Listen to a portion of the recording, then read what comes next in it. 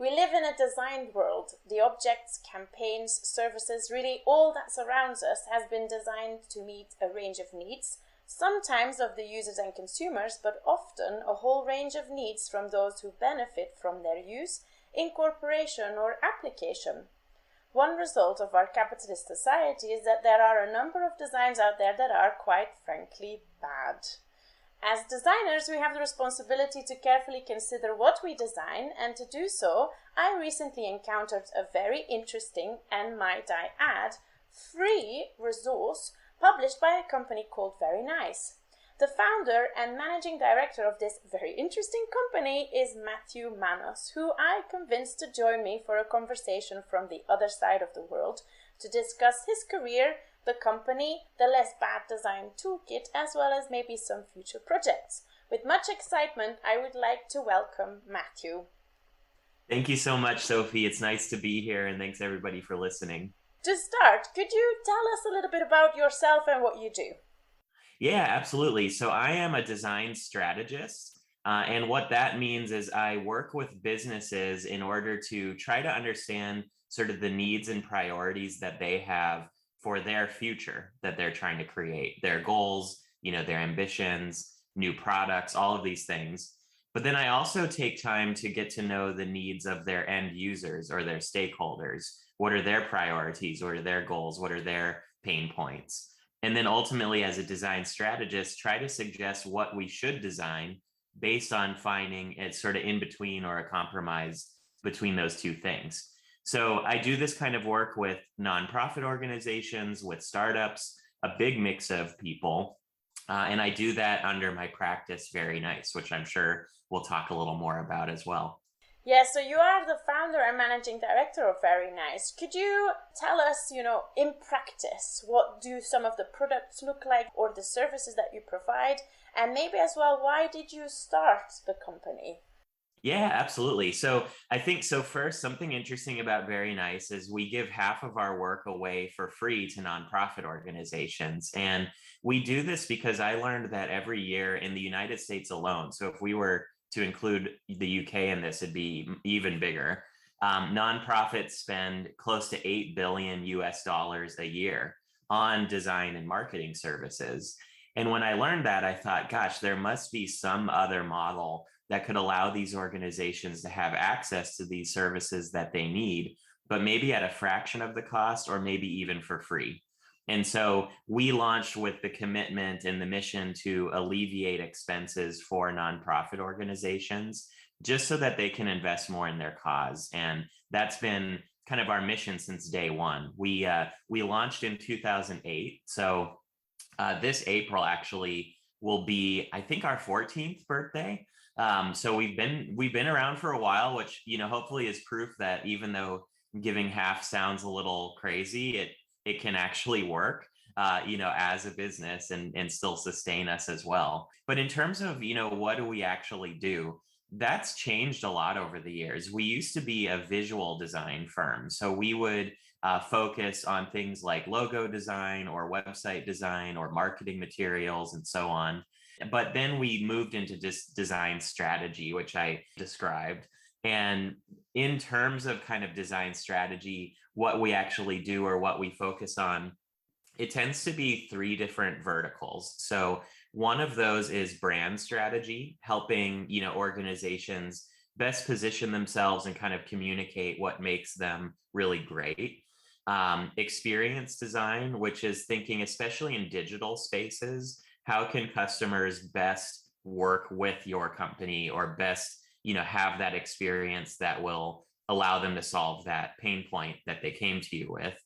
And then the third vertical is strategic foresight. And so this is helping organizations map out their future, develop strategic plans, vision statements, and so on. So it's a nice mix of things. There's never a day that looks the same, which is nice.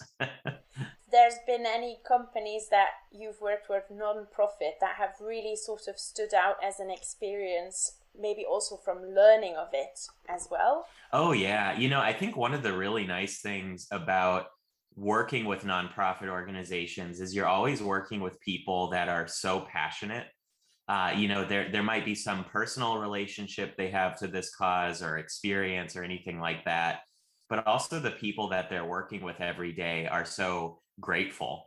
And that is just a really nice environment to work in. One I feel like that has been particularly impactful for me is our work with the American Heart Association. This is a massive nonprofit organization in the US, but also operating abroad, that's tackling heart health issues. So things like stroke or heart attack and so on. And being able to work with them on very big picture visioning and strategic planning has been really satisfying to me. But in general, I will say, I think what's really great about working with these organizations and also for profits, the fact that we don't focus on any specific type of industry. I'm constantly learning about something new, So one day I might be doing some marketing strategy for a mariachi band. I've literally done that. The next day I might be talking to scientists about hearts or about pancreatic cancer. These really incredible things that I just never would have been able to learn about otherwise.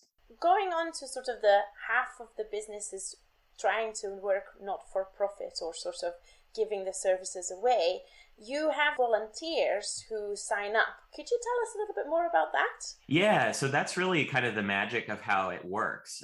We have a network of over 1,000 different people who have approached us and said, hey, I really like this mission. This resonates with me. And I'm a designer, or I'm a strategist, or I'm a researcher. Can I help with some of these projects? So that's how we ultimately are able to do as much work as we do, is we assemble teams of people that are passionate and that want to help do this work pro bono alongside of us as well.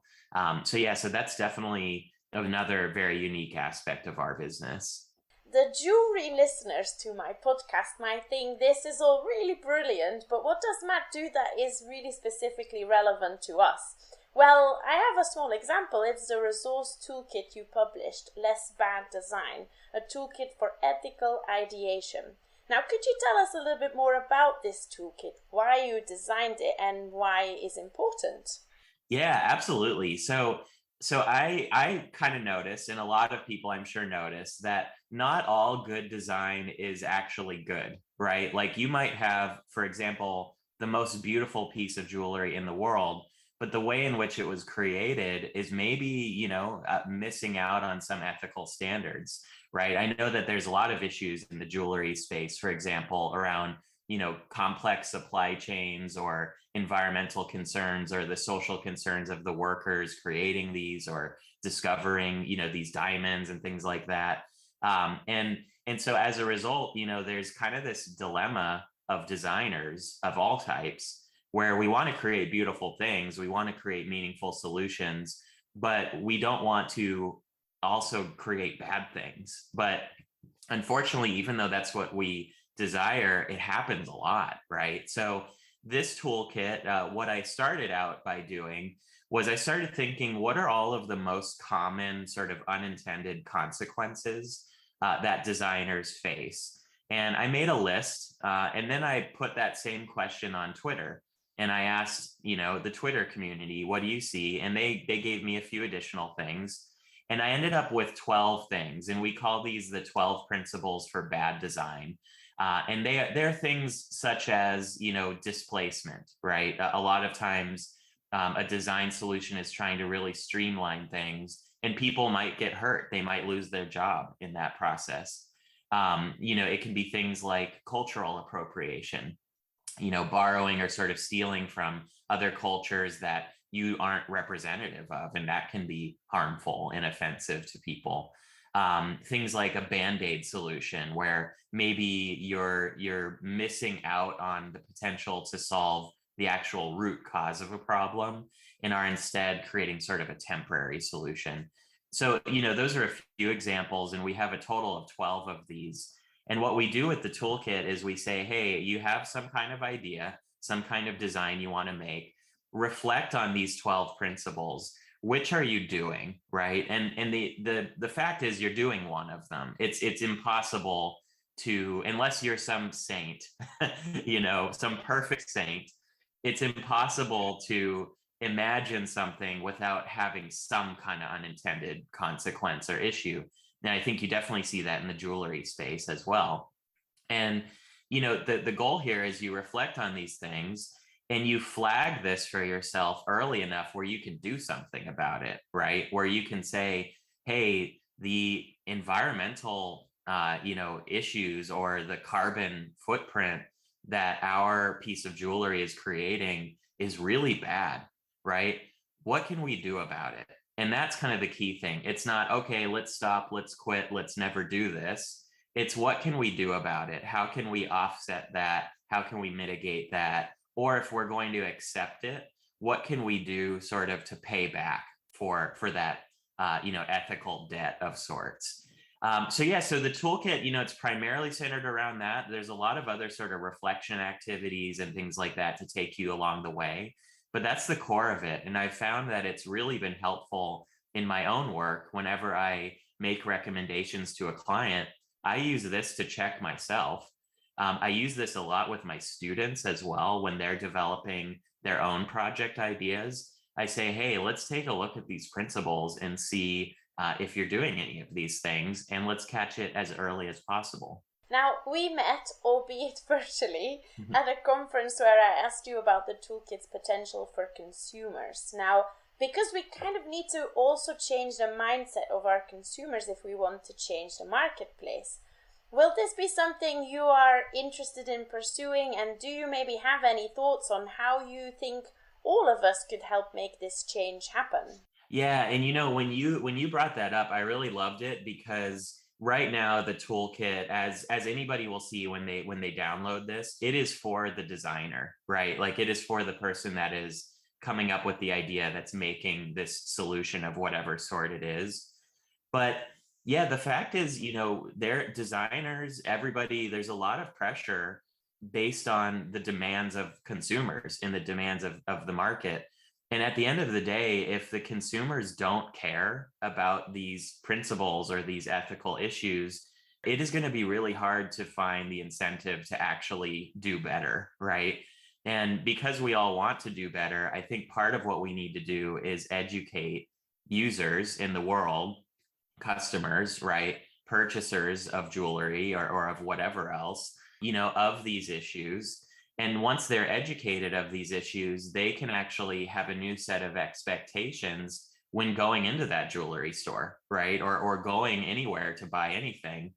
And the moment that those expectations become commonplace, that's when you see not just the individual designers changing, but the industry that we work within as well.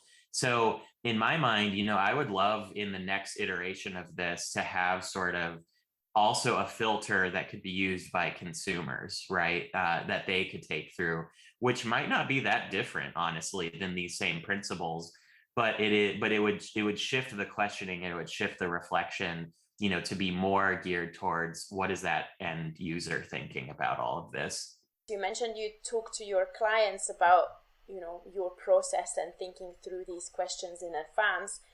Do you have any sort of top tips on how to broach these subjects with a customer for someone who wants to start doing that but isn't quite sure on how to do this? Yeah, that's a great question. So for me, what I found is, luckily, I work with a lot of clients, almost all of my clients. They're already sort of have ethical cultures in general. So I can't say I've ever had to really battle to say, hey, we need to think about it in this way.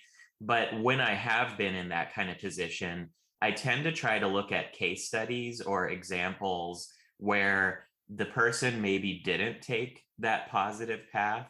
And then what happened, right? Like, what did that bad design actually do to their business, sort of in a negative manner?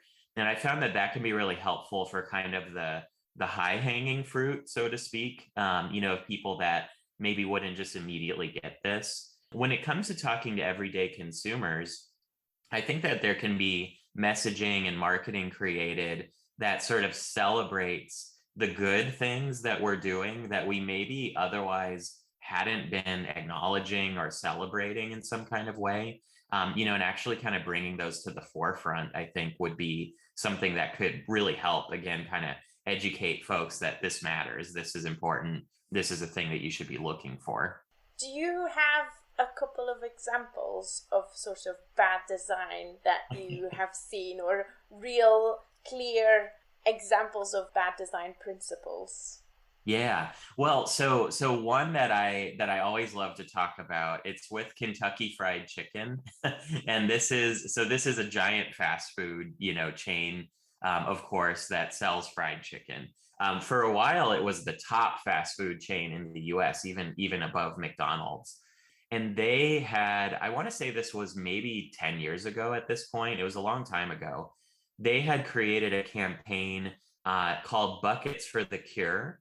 And this was a campaign that was in collaboration with the Susan G. Komen Foundation, a major breast cancer foundation. And what they did is they were selling pink buckets of fried chicken in order to raise money for breast cancer.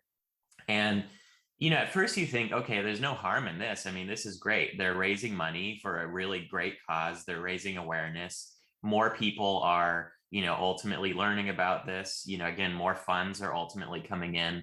But then when you look closer and what ultimately happened, activists pointed out, hey, fried food actually can cause cancer, right?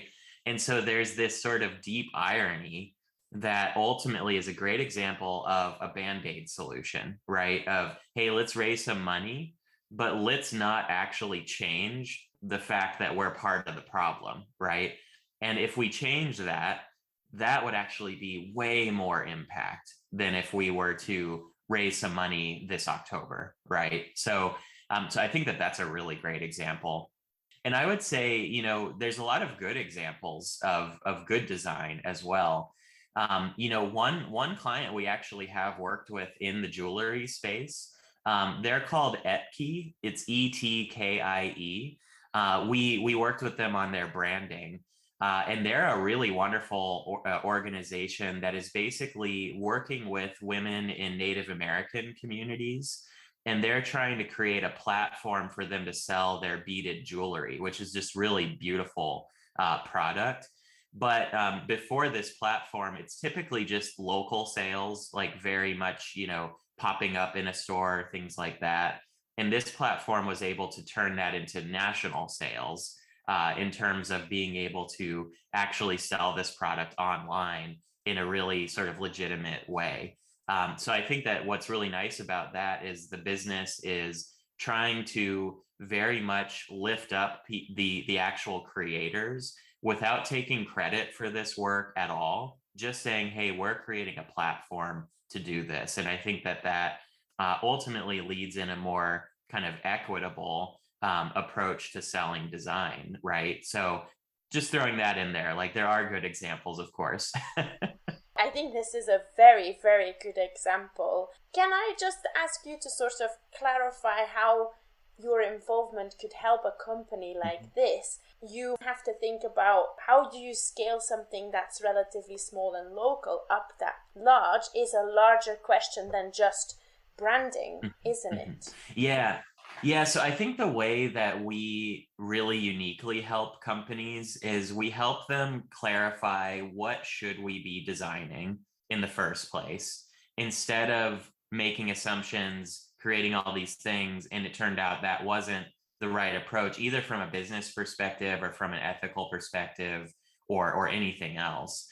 So we help bring clarity to that.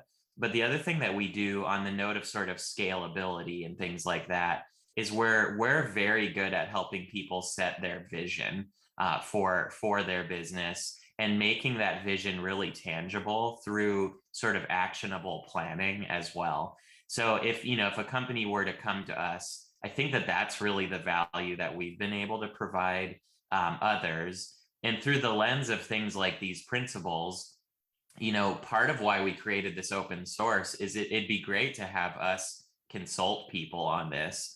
But ultimately, we just want more people to be thinking in this way, right? So we just put this online. Anybody can download it for free. And that's kind of the ultimate goal, is that it just reaches as many people as possible. Success doesn't necessarily have to be a huge profit. Mm-hmm. is that something you challenge with your customers too? What is your idea of success? Oh, yes, that is such a great question. This is something I think about with my clients, with myself, and with my students, because I think very often, I don't even think I know, like very often, right?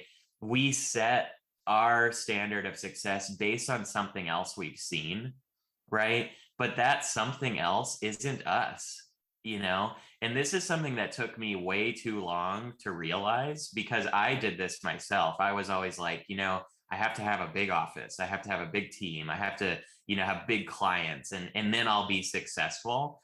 But at one point, I had all of those things and I was like, hey, why am I not happy? Right? Oh, maybe because I am successful to this person over here, but not to me, right? And so that question is great, and everybody should think about this because what is success to us is very different to others. And if you're a client, right, or if you're a company that is saying, hey, we want to start this new product and we want it to be something that's in every household, right? Well, one question is, do you want to make sort of a small shift for a million people, or do you want to make a big impact for a smaller group of people, right? And I think that we default to the big, to the small for a big amount of people. But and there's nothing wrong with that. That might be the case. But if we don't just stop and kind of ask, what are our actual goals? How does this actually relate, to our mission, to what we're trying to actually do? We could end up following a path that's just not authentic to what we're actually trying to do, and we can get lost in that path and then kind of have regrets, and that's a huge bummer. Finally, I want to, don't want to take up all of your time. I know you're super busy with what you do and it's great work. So last question is, what's in store for you in the near future? Is there anything you are working on that would be interesting to the wider design field that you're happy to share with us? Yeah, that's a great question. So, gosh, I'm working on a lot of things right now. I think one of the things that I am trying to do is take a look at all of the toolkits we've created, because this one, Less Bad Design, is one of maybe 30. We have so many toolkits that we've created, and I've been trying to take a look at those. And in terms of what the future stores see, what gaps are there, both in topics that we could cover that we haven't already, but also in trying to better connect these toolkits with one another, right? So we have each of these that can be done completely alone, but it would be really great to have a kind of a greater curriculum around this, and so that's something I'm interested in right now. In addition to being able to hopefully do what we talked about of maybe making a consumer friendly version of this, right? Or just continuing to build out this toolkit in particular because it's getting a lot of traction and interest from people. So I would love to see that continue to evolve as well.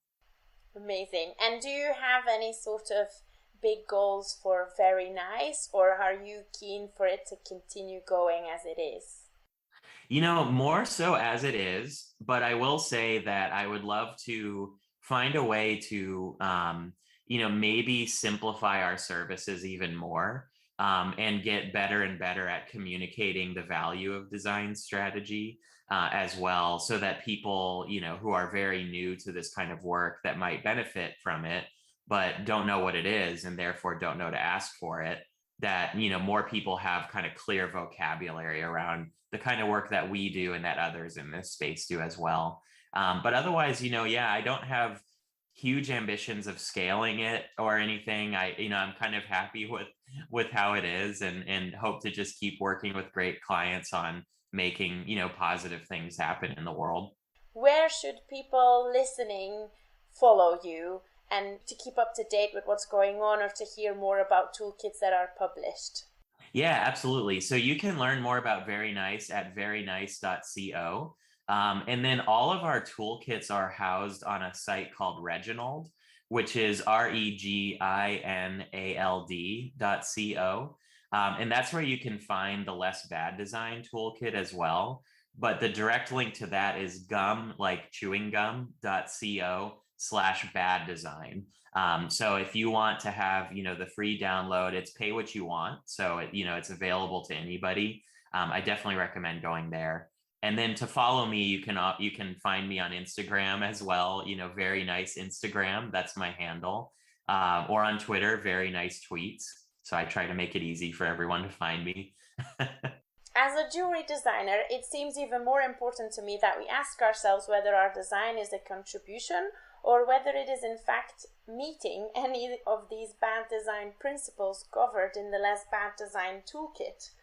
All we make requires resources. Even an Instagram filter requires digital storage somewhere.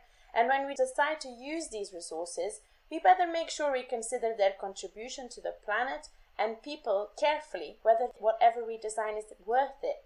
But it is true that each of us are only a small cog in a larger system, and I do believe we all have a collective duty to ensure our customers, our market, and our industry all support the premise, as it's very challenging to independently untangle oneself from a capitalist society. For leading the way, I would like to thank you, Matt. Thank you also for joining us today to ponder bad design, discuss your very fascinating company and future plans, and for all the work you are doing, making so many resources available for us for free.